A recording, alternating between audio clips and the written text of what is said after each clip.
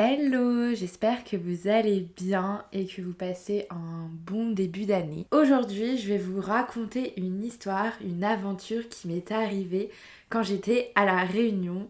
Et en fait, cette aventure, vous allez vous dire, mais c'est quoi le rapport avec l'entrepreneuriat? Mais vous allez vite comprendre et à la fin, vraiment, je vous donnerai toutes les leçons que j'ai apprises grâce à cette aventure que j'ai vécue. Je peux vous dire que c'est l'une des plus belles aventures que j'ai vécu l'année dernière et franchement limite de ma vie, et vous allez vite comprendre pourquoi. Et franchement, mais rien que de vous raconter cette histoire, j'ai plein d'émotions qui reviennent parce que c'était à la fois la plus belle et la plus difficile des aventures. Et vous allez comprendre déjà très rapidement pourquoi je fais un parallèle avec l'entrepreneuriat, parce que tout ce que j'ai vécu pendant ce moment, en fait, ça m'a fait vraiment penser à l'entrepreneuriat et à tout ce que j'ai vécu ces 5 dernières années. Cette aventure, c'était l'ascension du Piton des Neiges. Ouais, vous allez vraiment vous dire, mais qu'est-ce qu'elle nous raconte? Ok, elle a fait une randonnée à La Réunion et du coup, elle nous raconte sa vie, mais oui, je vous raconte ma vie, je vais clairement vous raconter cette randonnée que j'ai faite avec ma sœur à La Réunion. Mais cette randonnée, vraiment, quand je vous dis que c'était la plus difficile de toute ma vie, pour moi, c'est comme si j'avais grimpé l'Everest, clairement. Et d'ailleurs, c'est très drôle parce que juste après, genre une semaine après, il y a Inoxta qui a sorti son film Kaizen sur son ascension de l'Everest, et moi j'avais l'impression que c'était la même expérience que j'avais vécue. Bon, on n'est pas du tout sur la même hauteur de montagne, mais voilà. Juste pour vous faire un petit contexte, je suis quelqu'un qui est, on va dire, sportive modérée, c'est-à-dire que je fais du sport, pas à outrance, mais j'en fais toutes les semaines à peu près. Par contre, niveau randonnée, j'ai jamais vraiment fait de la randonnée, encore moins en montagne. Mais quand je suis arrivée à La Réunion, ma sœur et moi, on avait prévu un programme de randonnée. Et en fait, on s'était dit, allez, on va faire le Piton de la Fournaise. Donc le Piton de la Fournaise, c'est un volcan. C'est une randonnée qui est, on va dire, moyenne. C'est pas difficile, mais c'est pas facile non plus. Et il y a aussi la randonnée de Piton des Neiges. Donc cette randonnée-là, c'est vraiment une randonnée qui est difficile, qui est longue. Enfin voilà, me demandez pas pourquoi. Elle me parle un peu de toutes ces randonnées-là. Et là, je lui dis, mais allez, viens, on se lance un défi et on fait le Piton des Neiges. Et au début, elle me dit, mais t'es sûre et tout? Je dis, bah ouais. Je dis, ça peut pas être plus difficile que n'importe quelle autre randonnée, enfin, voilà quoi. Vraiment, je me rendais pas du tout compte, enfin, j'étais à milieu de m'imaginer ce que c'était cette randonnée, mais dans ma tête, c'était easy quoi, genre, c'est bon, on va grimper une montagne, tranquille quoi, c'est ok. Quand je vais vous raconter là, vous allez vous dire, ah oui, quand même... J'étais vraiment très ambitieuse quoi. Et en fait 2 jours avant de faire cette randonnée, on s'était fait vraiment un programme assez chargé, et on avait fait une autre randonnée donc pour aller vers une cascade. Cette randonnée là, elle commençait par 4 heures de descente, enfin 3 heures de descente, et on a mis plus de 4 heures à remonter en fait après en plein soleil. Et j'ai été mais au bout de ma vie clairement. Et là je me suis dit ok, donc là en fait on a fait cette randonnée là, et demain soir on se réveille pour aller faire le Piton des Neiges. Mais je me suis dit, mais meuf, t'es complètement folle. Mais je sais pas. On était deux, on s'est dit allez, avec ma sœur, on s'est dit allez vas-y, on se motive et tout. Voilà, donc bon, on va dire que j'étais excitée vers l'idée, et du coup je voyais pas trop l'immensité du projet quoi. Et du coup, donc je me rappelle, c'était un vendredi soir, on se réveille donc à minuit, donc on avait dormi à peu près 2 heures on va dire, parce qu'on s'était couché à 20h, 21h pour essayer d'avoir un peu de sommeil. On se réveille à minuit, on se prépare, on prépare notre sac à dos et tout, et on se dit bon bah let's go, c'est parti, allons faire le Piton des Neiges. Donc on arrive au niveau de la randonnée à 2h du matin, et on commence l'ascension. Et en fait cette ascension elle est en 2 parties, c'est-à-dire qu'il y a un premier bloc où c'est des chemins de forêt avec des grosses pierres qu'on doit un peu escalader, et la deuxième partie c'est en fait le volcan, enfin c'est un volcan qui est éteint, mais du coup c'est le volcan, donc c'est juste de la pierre, et c'est assez glissant, il n'y a pas de marche ou quoi, mais c'est pas le meilleur chemin, c'est glissant, mais bon voilà. Et en fait on arrive au sommet, et il faut compter à peu près 6-7 heures de... Ouais, on va dire entre 5 et 6 heures de montée. Voire, ouais, on va dire 5 bonnes heures et voire 6 de montée. Donc le premier bloc, franchement, on était de nuit, on avait la petite lampe frontale, voilà, j'étais essoufflée, mais bon, on va dire que c'était ok. On a mis 3h30 à monter ce premier bloc. Ah oui, parce que j'ai oublié de préciser, mais il y a beaucoup de personnes qui le font en 2 fois, c'est-à-dire qu'ils font le premier bloc, ils dorment à l'espèce d'auberge qu'il y a entre les 2 blocs, et puis ils repartent le matin pour voir le lever de soleil en haut du Piton des Neiges. Nous, on voulait voir de base le lever de soleil en haut du Piton des Neiges. Je peux vous dire que c'était très très très très ambitieux et qu'on n'a absolument pas réussi à voir le lever de soleil en haut du Piton des Neiges. On l'a vu entre les 2 blocs. Mais c'était juste magnifique, on était au-dessus des nuages, enfin vraiment, c'était waouh, c'était magique.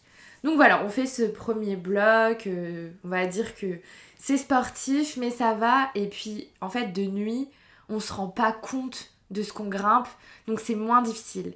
Enfin vraiment, on avance en fait à l'aveuglette, enfin c'est pas à l'aveuglette, mais on voit juste la pierre devant nous et du coup on grimpe et tout. C'est long, c'est assez dur, mais ça va. Donc voilà, on met 3h30 à grimper cette première partie, donc au final on arrive en haut, il est à peu près, il est 5h30.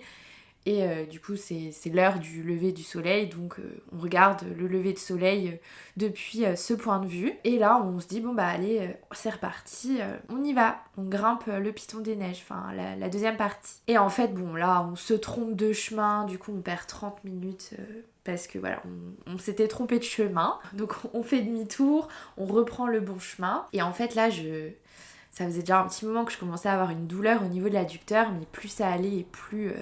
ça devenait très douloureux. Et là, je dis à ma sœur, je dis Jeanne, waouh, là j'ai une douleur à l'adducteur, j'arrive plus à lever la jambe. Donc en fait, je levais la jambe, mais j'étais à 1 cm du sol et j'avais hyper mal. Mais vraiment, je sais pas si vous avez déjà eu une douleur à l'adducteur, mais franchement là mais ça me faisait super mal. Mais je lui dis, écoute, là on est au 2e bloc, on avance. Moi, je vais arriver au sommet, enfin, on n'a pas déjà fait tout ça pour rien. Elle me dit, ok, on y va. Franchement, on commence à monter le 2e bloc et tout. C'était dur. Franchement, là, j'arrivais pas à lever la jambe. Donc, en fait, je montais marche par marche, mais avec la même jambe. Donc, c'est comme si vous montez l'escalier, genre marche par marche. C'est très long. Je sais pas si vous visualisez, mais vraiment, c'est très très long. Et j'avais une douleur, mais extrême. Enfin, vraiment, c'était hyper douloureux. J'étais à 2 doigts de pleurer de douleur, mais je voulais pas abandonner parce que j'étais là en mode déjà j'abandonne pas, c'est pas mon état d'esprit. En plus, j'ai pas fait tout ça pour rien, et en plus de ça, il y a ma sœur qui est avec moi et je veux pas la décevoir et j'ai pas envie qu'elle fasse demi-tour à cause de moi. Du coup, il y avait toutes ces choses-là, il y avait ma fierté personnelle, il y avait mon envie aussi de réussir cet objectif. Et surtout, de pas décevoir ma sœur parce que je me suis dit, je peux pas lui demander de faire demi-tour alors qu'on est déjà arrivé à plus de la moitié, quoi. Donc je continue, j'avance, ma sœur m'attend, elle se retourne toutes les 2 minutes, elle avance, puis elle m'attend, et puis voilà. Moi j'arrêtais pas de m'excuser, je disais, ouais, je suis désolée Jeanne, vraiment, je suis désolée. Enfin voilà, je me sentais trop coupable. Mais elle me disait, mais t'inquiète et tout, mais t'es sûre que tu veux continuer? J'ai dit, oui, je suis vraiment sûre, j'ai pas envie qu'on arrête et tout. Mais sauf qu'on voyait toujours pas le sommet, quoi. Donc on mettait mais vraiment du temps. Et pour vous dire vraiment à quel point j'étais au bout de ma vie, c'est que les gens qui redescendaient, du coup, qui avaient pu voir le lever de soleil en haut du Piton des Neiges, quand ils redescendaient, ils croisaient ma sœur en premier, ils disaient bonjour. Et quand ils me voyaient, ils disaient courage, ça va aller. Et je disais merci. Vraiment, mais quand je vous dis que j'étais au bout de ma vie, je n'avais jamais été dans cet état-là. Mais vraiment jamais. Et puis on continue de grimper et vraiment, je vous dis que là, le mental, en fait, c'est là où je me suis dit, mais en fait, le mental, c'est ouf à quel point on peut faire des choses que notre corps n'est pas capable de faire, en fait. C'est-à-dire que là, tout se jouait au mental. Je me disais, n'abandonne pas. Je ne veux pas abandonner. Je vais y arriver, je vais réussir. Mais alors que mon corps était déchiqueté, quoi. Mon adducteur me faisait mal. J'avais une douleur extrême. Mais je me disais, je peux pas abandonner. Et franchement, ma sœur, elle était en mode, mais Carole, arrête et tout, viens, c'est pas grave, tant pis. Je disais, non, Jeanne, on y va, t'inquiète, ça va aller et tout. Alors que vraiment, c'était, bon, pour le coup, on a mis Normalement, on met à peu près, je crois, 1 heure à grimper le deuxième bloc. Nous, on a mis un peu plus de 2h30, je crois. Genre, ouais, on a mis 2 heures, 2h30 à grimper ce deuxième bloc. Mais tellement j'étais dans le mal. Hein. Et je me souviens vraiment, je me revois à quelques mètres de l'arrivée où je voyais le sommet et je me disais ok, on y est presque, on y est presque, on y est presque. Parce qu'en fait, dans ce moment-là, on se dit mais on va jamais y arriver. En fait, on avance mais ça ne se rapproche pas. Et à un moment donné, je me dis purée, mais là, on n'est pas loin, là, il nous reste quoi, 20 minutes. Donc je me disais, purée, allez, vas-y, t'as déjà fait 2 heures, il te reste 20 minutes, tu peux pas lâcher, là t'y vas, quoi. Et je vous jure, genre, je m'imaginais arriver au sommet et j'avais les larmes qui me montaient. Et je me disais, mais waouh, ça va être magnifique, quoi. Et puis là, on arrive sur la partie plate. Donc vraiment, on était arrivé sur la crête du sommet. Et donc là, c'était plat. Et là, j'avançais et tout. Ça me faisait un peu moins mal parce que j'avais pas grimpé les marches. Et je regarde ma sœur, je dis, on y arrive et tout. Et là, je vous jure, on arrive au sommet. Je pose mon sac. Et là, mais l'émotion. Vraiment, avec ma sœur, on était tellement émus. J'arrivais pas à me contrôler, j'avais envie de pleurer, j'avais les larmes aux yeux. J'ai lâché quelques petites larmes de joie en fait et de fierté. Et j'étais là, mais on l'a fait quoi, on l'a fait, on était tellement heureuses. Enfin voilà, vraiment, mais c'était un moment tellement puissant et de me dire mais on a réussi cet objectif, je l'ai fait avec ma sœur, on a réalisé ce défi de monter le Piton des Neiges en une seule fois, ça a été hyper dur, ça a été douloureux, mais on y est arrivé quoi. Bon après il faut redescendre, hein, donc on a mis un peu plus de 4 heures à descendre. Mais en tout, on a mis 12 heures en fait entre le moment où on est parti et le moment où on est arrivé. On est parti à 2 heures du matin et on est arrivé à 14 heures à la voiture. Et je peux vous dire que le moment où on est arrivé à la voiture, c'était le plus beau moment de la randonnée limite. Mais en tout cas, vraiment, c'était magique. Tellement c'était... tellement c'était intense en émotion. Et c'est là où j'en viens à me dire que en fait, cette randonnée-là, ce défi qu'on s'est lancé, c'est vraiment comme l'entrepreneuriat en fait. C'est-à-dire que pour moi, l'entrepreneuriat, c'est comme une montagne qu'on va gravir. Et en fait, on va avoir des obstacles. Et forcément, il va y avoir des moments où on va avoir envie d'abandonner. Il y a des moments où on va se dire, mais c'est pas pourquoi j'ai pris cette décision, pourquoi je fais ça. Mais en fait, c'est pas tant les difficultés, c'est le mindset que vous avez. Si vous êtes sûr que vous êtes sur le bon chemin, que vous avez envie d'arriver au sommet, c'est que vous avez envie d'atteindre votre objectif, le moral, le mindset, ça fait vraiment 80% du travail.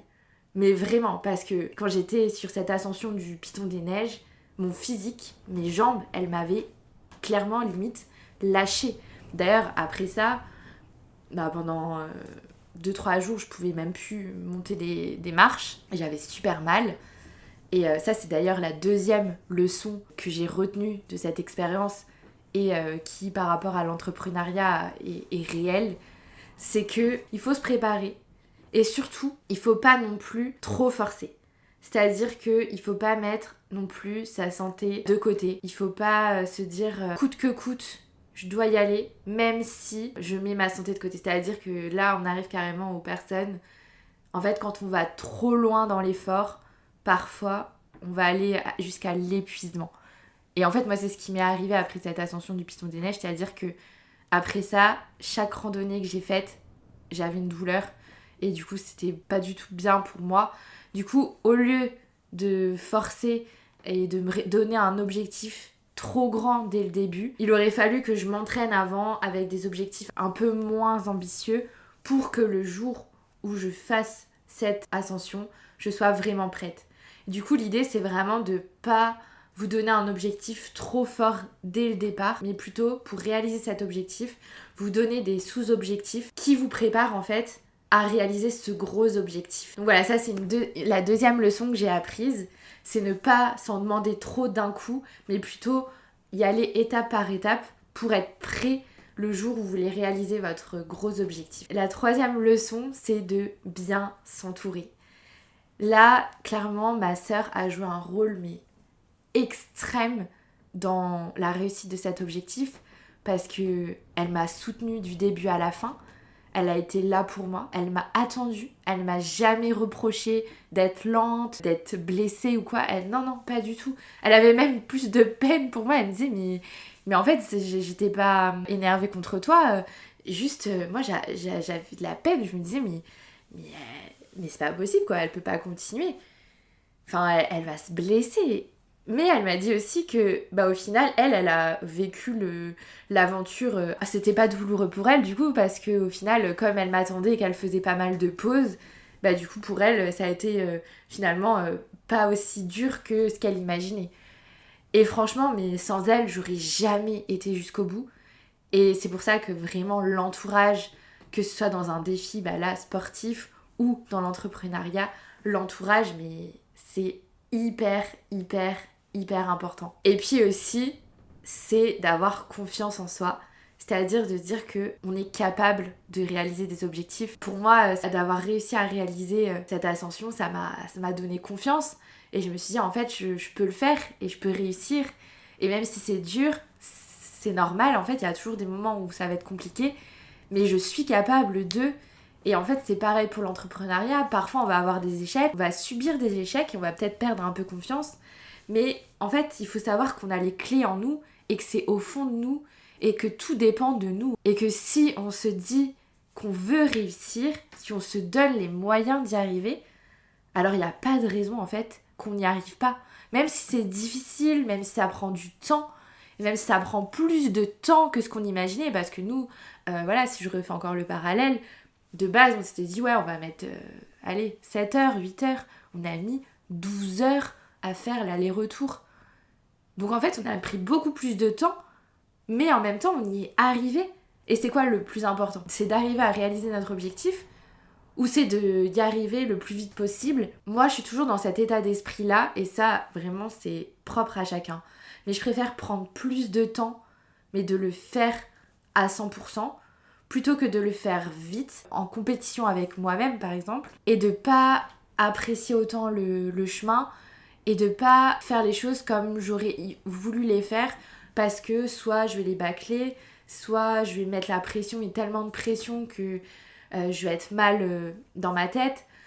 Enfin voilà, en fait, il faut aussi se dire que parfois on va se donner un objectif de temps et il faut toujours se dire qu'en fait ça prendra probablement beaucoup plus de temps que ce qu'on imagine. Donc voilà, je sais pas si j'ai d'autres leçons à vous partager de ce défi que j'ai réalisé avec ma sœur, mais en tout cas je peux vous dire que juste se donner des objectifs parfois assez ambitieux, ça rebooste et ça crée des émotions juste incroyables. Et je peux vous dire que la sensation que j'ai eue en haut de ce piton, elle était indescriptible tellement j'étais émue, j'étais fière de nous, j'étais heureuse d'avoir réalisé ça avec ma sœur. J'ai vu un paysage mais magnifique.